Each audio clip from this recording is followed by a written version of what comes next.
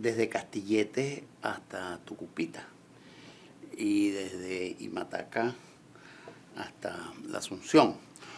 Todas las maestras de kinder en Venezuela le enseñan a sus niños una enseñanza sencillita y que todos los venezolanos recordamos. Y esa enseñanza es que Venezuela es un país rico. Y la forma como lo enseñan es que nos explican que la bandera de Venezuela precisamente simboliza la riqueza en el amarillo, que es el primer color. Todos los niños crecen pensando que Venezuela es un país rico. Por cierto, la explicación completa de todas esas maestras es la misma. Es por la riqueza que tenemos bajo el cielo, especialmente los diamantes, el oro, el petróleo, los recursos naturales. Y eso a todos los venezolanos nos causa un problema enorme porque la vida después nos enseña que Venezuela no es un país rico. Y yo creo que basta la posibilidad de revisar a nuestro alrededor y vemos muchas señales que nos dicen Venezuela no es un país rico. Eso causa un enorme problema en la gente porque la gente entonces dice, ¿será que alguien se cogió la plata? Pues por Venezuela, inclusive en la leyenda, las personas piensan que todos los niños traen una arepa bajo el brazo, en otras palabras, que la riqueza es suficiente como para que nadie tuviese que trabajar y todos viviríamos muy felices. La verdad no es esa. Venezuela es un país que tiene demasiadas señales de pobreza y cuando nosotros revisamos eso decimos, bueno, ¿qué pasó? Bueno, lo que pasó fue que la maestra estaba equivocada, la maestra explicó cosas que no eran verdad. De hecho, yo creo mucho más en una leyenda de enamorado, pues que eso fue una promesa que hizo Miranda, alguna enamorada allá en la Federación Rusa, y entonces le dijo que en la bandera iba a poner, tú sabes, el amarillo de sus cabellos, el azul de sus ojos y el rojo de su boca en una bandera. Eso me gusta mucho más, aunque no sea históricamente correcto. Dice Mandela que la pobreza es un hecho de los hombres y que por lo tanto tiene que ser removido de la tierra por la acción de los hombres. Si la pobreza no es un castigo de Dios, ni tampoco es algo hereditario que debemos tenerlo. Y la gran misión de los hombres en la tierra, y Mandela lo decía con palabras muy lindas, es precisamente que en la acción de los hombres salgamos de la pobreza. Lo que pasa al final es que la riqueza de un pueblo no está debajo de los pies, que es lo que a nosotros nos enseñaron. Nos dijeron la riqueza no está asociada con más nada, sino con un regalo divino que lo puso debajo de los pies nuestros y resulta que después en la vida tenemos demasiadas señales para decirnos que la riqueza de un país está en la capacidad de las manos de su gente y en sus mentes, en la capacidad de crear bondad, en la capacidad de crear riqueza, en la capacidad de hacer compartir la riqueza por los demás. Entonces, nuestras maestras estaban doblemente equivocadas. Efectivamente estaban transmitiendo que la riqueza está asociada con lo que está debajo de los pies y realmente no está debajo de los pies de los pueblos su riqueza, sino en la capacidad de sus manos y en la capacidad de su inteligencia. De hecho, en los últimos años, especialmente en los últimos 30 años, en la historia del mundo están ocurriendo unos fenómenos muy interesantes. Muy interesante significa que unos países que eran pobres, pobrísimos, dejaron de ser pobres para ser ricos. Inclusive, eso que es una evidencia histórica está obligándonos a cambiar gran parte de los supuestos que había, que tenían que ver con los temas del colonialismo, con el tema de la dominación de unos países sobre otros, con la dominación de las razas, con que había que ser catire para ser rico y ser inteligente. Y eso está rompiéndose porque aparecen unos pueblos que no conocíamos, porque ni siquiera eran tan importantes que los conociéramos en el mapa. En esta foto tengo imágenes de varios países distintos. Los países asiáticos son muy interesantes. Hay una muchacha de Taiwán, hay una muchacha de Irlanda, hay otra muchacha de Singapur y hay unas muchachas de Finlandia que si bien son rubias y de ojos azules, eran de un país que originalmente era muy pobre. Todos estos países son países que están dando una interesante lección al mundo porque sin tener orígenes de riqueza comienzan a construir la riqueza en base al esfuerzo de su gente. Vamos a hablar un poco de eso. En el año 2012 se presentaron los resultados del programa PISA. El programa PISA es un programa mundial para saber el estado de las escuelas públicas, de qué tal bien marchan los muchachos formados en las escuelas públicas. Es un examen para muchachos de 15 años. Y los resultados son una verdadera bomba atómica. ¿Por qué? Porque resulta que los mejores países del mundo no son los que creíamos que iban a ser los mejores países del mundo. Si para la gente decirle que en Suiza hay buenas escuelas públicas no es ninguna sorpresa. La sorpresa es que las mejores escuelas del mundo están en el distrito escolar de Shanghái, pero muchísimo mejor que ningún país europeo. Y en segundo lugar, dependiendo de qué tipo de pruebas, está Singapur, está Hong Kong, está Taipei y está Corea. Allá en el caso de ciencias aparece también Finlandia. ¿Por qué estos resultados son importantes? Porque en algunos de estos casos los niños de 15 años que están saliendo con ventajas sobre los mejores del mundo, sus padres son analfabetas. Lo que quiere decir que esos niños de Shanghái, algunos de esos padres no tuvieron escuela y están apareciendo como los mejores. Y están apareciendo fundamentalmente porque hubo en esos países, todos los que nombramos ahora, hace tiempo sabían que la riqueza no estaba debajo de los pies y que la riqueza estaba en la gente. Hace, en algunos casos, 20, 30 años, en algún caso un poco más, hicieron una enorme reforma escolar que está destinada a que los más pobres tengan la mejor educación, que la educación de sus niños no tenga que envidiarle a las mejores del mundo. Y lo hicieron también que le han ganado a los países del llamado mundo industrializado del primer mundo. No solamente les ganaron, sino que dieron una enorme lección. El presidente Obama ha contratado un estudio especial que le explique a las escuelas norteamericanas qué tienen que aprender de Shanghái, de Taiwán, qué tienen que aprender de Corea. Y eso quiere decir entonces que sí es posible. Eso quiere decir que los pobres, y eso que están mostrando ahí, es que dentro de unos años esas economías van a ser una economía muy poderosa porque su gente va a ser muy competente. De hecho, algunos de esos países que no sabemos dónde están en el mapa porque nunca los nombramos, son 4 veces más ricos en ingresos que Venezuela. Ya lo son. No solamente eso, los niños de esas familias ven el futuro con mucho más optimismo porque ven que hay futuro y el futuro está asociado con el enorme valor del conocimiento y la tecnología en la economía de los próximos años. Son esas economías de esos países que están dando una gran lección. Muy importante porque la mayoría de ellos eran muy pobres hace muy poco. Y aquí viene una cosa fundamental. En los tiempos modernos esos países están explicando que el conocimiento es la mayor herencia de la humanidad. Que el conocimiento es la mayor fuente de riqueza que podemos transmitirle a nuestros niños. Y además de eso, que a través de la educación los pueblos pueden transformar su historia. Efectivamente, si hablamos de China, en el año 76, al terminar la Revolución Cultural China, habían prácticamente destruido todos los centros de educación, los centros educativos, los centros de educación científica. Y un buen día dijeron, lo estamos haciendo mal y vamos a corregirlo. Y en este momento, en aquellos lugares en donde la reforma se dio, vamos a decir que no es toda China. De hecho, no toda China participa en el programa de PISA, pero las que participan del distrito escolar de Shanghái hay que realmente quitarse el sombrero porque esa lección del conocimiento lo tienen muy claro. Eso quiere decir que los niños chinos sin ningún complejo aprenden otras lenguas. No tienen ningún problema con el Partido Comunista Chino el que los niños de chiquitico aprendan inglés. Por cierto, no es para hablar con los americanos, es para entenderse con los coreanos, con la gente de la India y con la gente de América Latina. Va a ser más fácil entendernos en inglés que en mandarín. Pero además de eso, en los últimos tiempos recordamos mucho a Mandela, porque Mandela dijo, quien va a transformar el mundo es la educación. Eso que está pasando ahí solamente es explicable por la educación.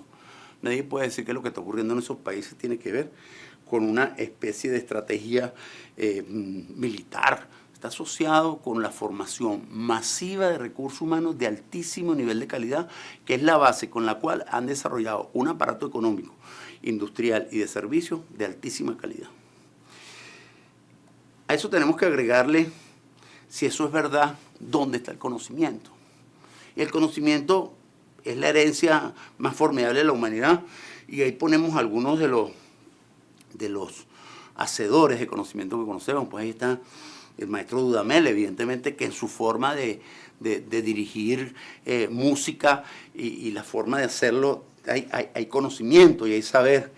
Pero ahí está Reverón también, y al lado está Einstein. Pero antes pensábamos que el conocimiento estaba solamente en las bibliotecas, y entonces en las casas de la gente más sabia había muchos libros. Y luego también hay conocimiento en lo que la gente escribe. Bien, lo que está pasando es que efectivamente en todos esos lugares hay conocimiento y nos toca vivir un momento histórico muy importante. Y es que estamos viviendo en un momento en que la tecnología está permitiendo que ocurran verdaderos milagros con el conocimiento. ¿Por qué? Bueno, fundamentalmente porque las tecnologías modernas, la tecnología de información y de comunicaciones están permitiendo, en primer lugar, capturar cualquier forma de conocimiento. Si es en forma de música, si es en forma de escrito, si es en forma de discurso, si es en forma de película, en todas las formas humanas de la expresión del conocimiento, hay forma de capturarlo y de reproducirlo de forma muy fácil. La segunda cosa es que hay grandes potencialidades para almacenar. En un dispositivo relativamente pequeño puede caber todo el conocimiento de la humanidad antes del siglo XX, por ejemplo. Todo lo escrito, todos los libros, todo lo hablado, prácticamente cabe en un disco duro portátil. Pero además de eso, las tecnologías cambiaron en comunicaciones. Quiere decir que ahora podemos transmitir, no importa el sitio del mundo, podemos transmitir grandes volúmenes de información en forma inmediata.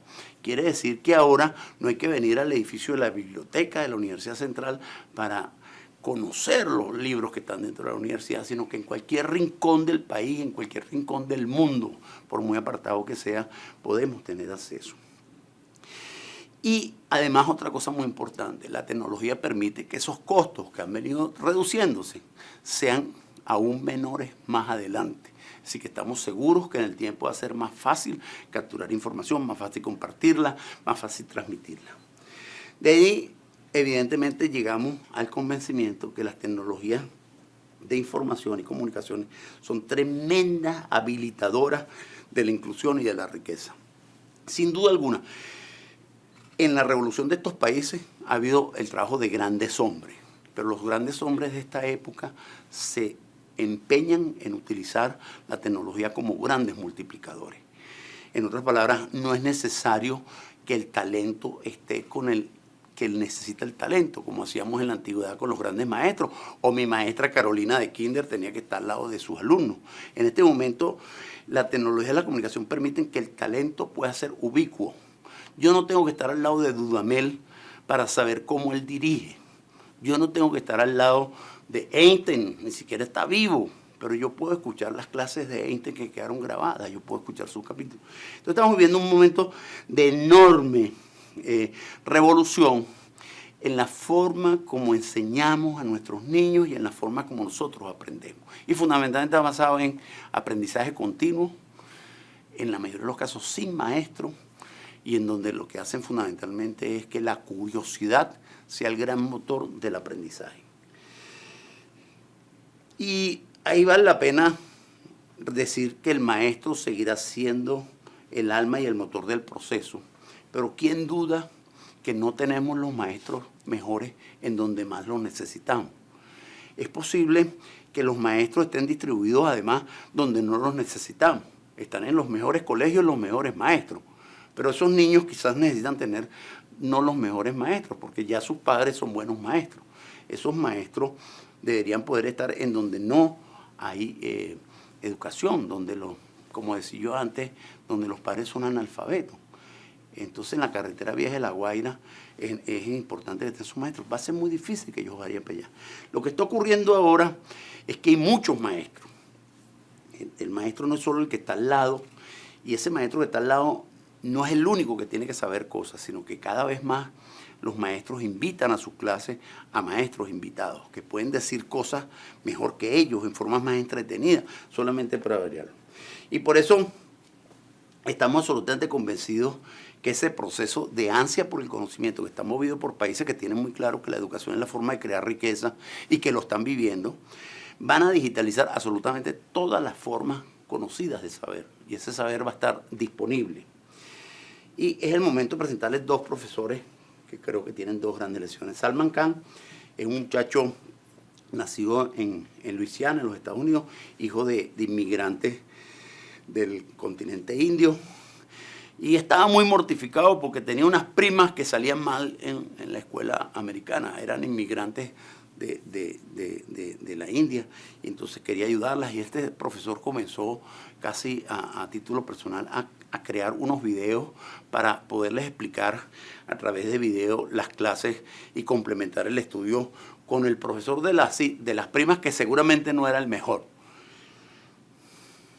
Eso fue tan exitoso que en algún momento Salman dejó su oficio, está dedicado a ser asesor financiero en Boston, y comenzó a conseguir tanto valor en dedicarse a ser profesor y hacer lo que formó una academia sin fines de lucro que se llama la Academia Khan, y ha generado cerca de 4.000 videos distintos.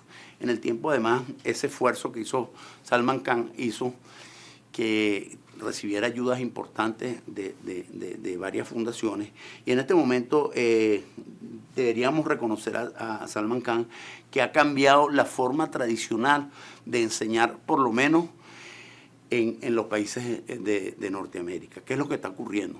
Está ocurriendo lo que se llama el salón de clases volteado o al revés. Anteriormente el salón de clases era para escuchar las cosas que decía el profesor, que en algunos casos eran la misma año tras año, y había muy poco tiempo para discutir cosas. Lo que está diciendo Salman Khan, que él piensa que la educación va a ser que los muchachos en su casa van a escuchar al profesor las cosas repetidas, que además tienen que hacerlas muy bien hechas. Por cierto, que pueden escoger además el profesor que quieren, no necesariamente que le das clase a ellos, y las clases se tienen que dedicar para otras cosas. Eso está generando un verdadero proceso. Cuando hablamos de esos videos, están en forma libre disponibles, una buena parte de ellos en castellano, tienen millones de estudiantes siguiendo esos cursos, y al final no solamente es que hicieron unos cursos, sino que la base de conocimiento básica para aprender las matemáticas básicas o la física básica o la química básica está en las clases de Salman. Podrá haber otro video mejor que ese, pero ya para enseñar a factorizar a los muchachos no tienen por qué escuchar una clase porque está grabada, y en algunos casos muy bien. Además, Salman explica con una tecnología muy sencilla. Es muy interesante. Al final lo que él utilizó fueron tabletas digitales para hacer sus clases. Pero como eso nos suena muy lejos, porque es hindú y además nació en Norteamérica, alguna gente piensa que eso no tiene nada que ver con nosotros. Aquí tenemos uno parecido más a nosotros. El profesor se llama Julio Alberto Ríos, de profesión de origen ingeniero civil, pero se dedicó a dar clases, es profesor de bachillerato y de la universidad.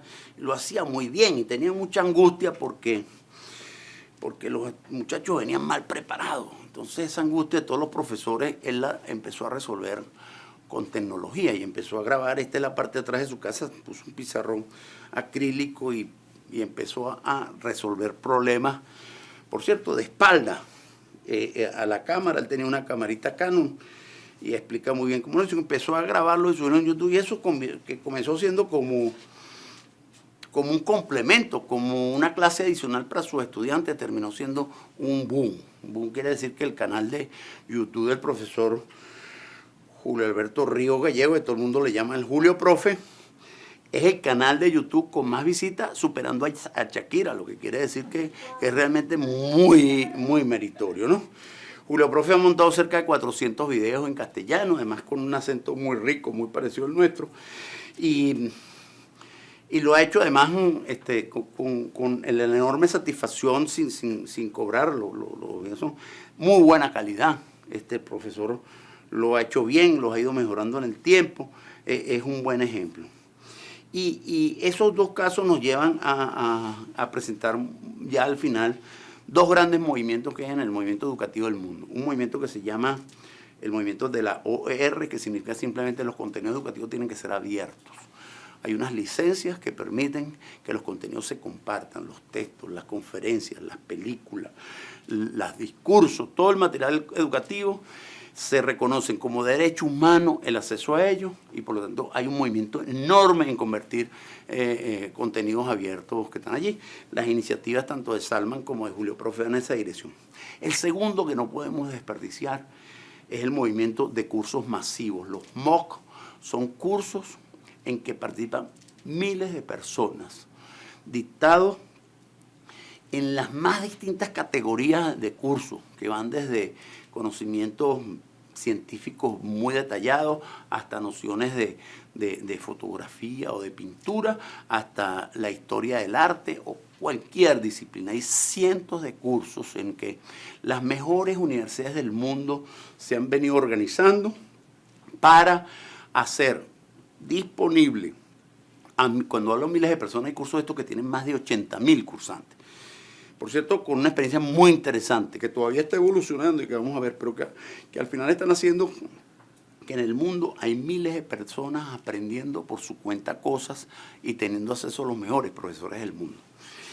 Y esas dos iniciativas nos hacen pensar a nosotros, en el caso venezolano, en una educación tan sufrida por sus problemas, por las enormes carencias y dificultades que hacen que nuestros niños, cuando reciben educación de mala calidad, están siendo condenados a la pobreza, no a la riqueza. Y esa angustia enorme que tenemos de cómo hacemos que llegue educación de calidad mejor al último rincón de Venezuela. Quizás en los elementos que hoy hemos hablado hay unos elementos. Hoy en día en Venezuela hay muchas instituciones en donde no hay profesores de matemáticas, y no hay profesores de física, y no hay profesores de química.